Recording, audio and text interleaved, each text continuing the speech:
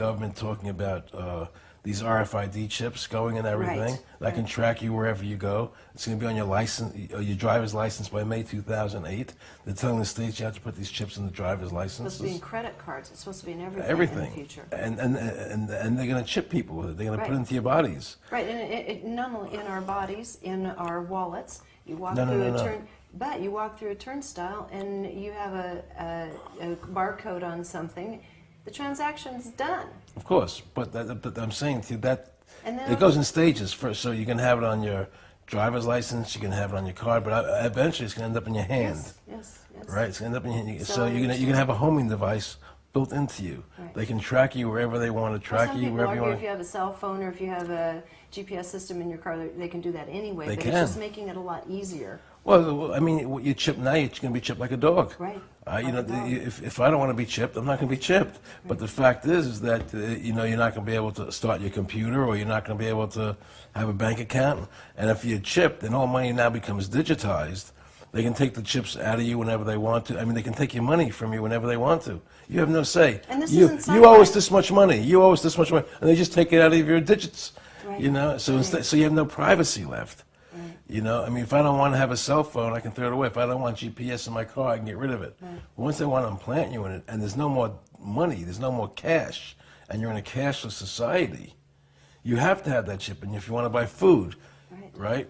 So, and if you protest like I do, if you fight what they're doing, they can just turn off my chip. I can't even buy food. Mm-hmm. I can't pay my bills. Mm-hmm. Right? It's total control. It's slavery. It's slavery.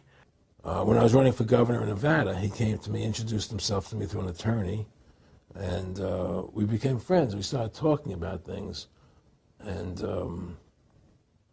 I learned an awful lot from Mr. Rockefeller. So the ultimate goal that these people have in mind is the goal to create a one-world government run by the banking industry, run by the bankers, right? And the whole agenda is to create a one-world government where everybody has an RFID chip implanted in them. All money is to be in those chips, right? There'll be no more cash. And this is given me straight from Rockefeller himself. This is what they want to accomplish. And all money will be in your chips. And so instead of having cash, anytime you have money in your chip, they can take out whatever they want to take out whenever they want to. If they say you owe us this much money in taxes, they just deduct it out of your chip digitally. Total control. Total control.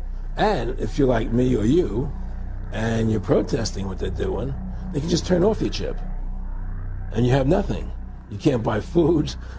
You can't do anything. It's total control of the people. And that chip's connected to a database that has your purchasing records, what you do, what everything. You sell. Everything is in there, And so they want a one-world government controlled by them, everybody being chipped, all your money in those chips, and they control the chips, and they control people. And you become a slave. You become a serf to these people. Well, it's more like, how do I put it? It was like, what do you care about them? What do you care about those people? What difference does it make to you? Take care of your own life. Do the best you can for you and your family. What do the rest of the people mean to you? They don't mean anything to you. They're just serfs. They're just people. It was just a lack of caring, and that's just not who I was. It was just sort of like cold, it was just like cold, and I used to say to him, what's the point of all this? You have all the money in the world you need, you have all the power you need, what's the point? What's the end goal? And he said the end goal is to get everybody chipped, to control the whole society, to have the bankers, the elite people, the bankers and some governor controlling the world. Un badge pour rentrer chez soi ou au travail, une carte vitale ou une carte de crédit. Tous ces objets sont en sursis. Le futur le voici, une micropuce plus fine qu'une allumette implantée sous la peau, et tous les pouvoirs seront bientôt entre vos mains. Vous pouvez débloquer votre téléphone, ouvrir votre porte, votre voiture, déclencher votre radio, enfin faire ce que vous voulez. Là, je passe ma main Et voilà, la serrure de la porte est ouverte. Les experts voient cette technologie comme l'avenir à court terme. Stocker des informations, des mots de passe, mais aussi du savoir en plus. Ces petites puces pourraient à terme révolutionner notre façon d'apprendre.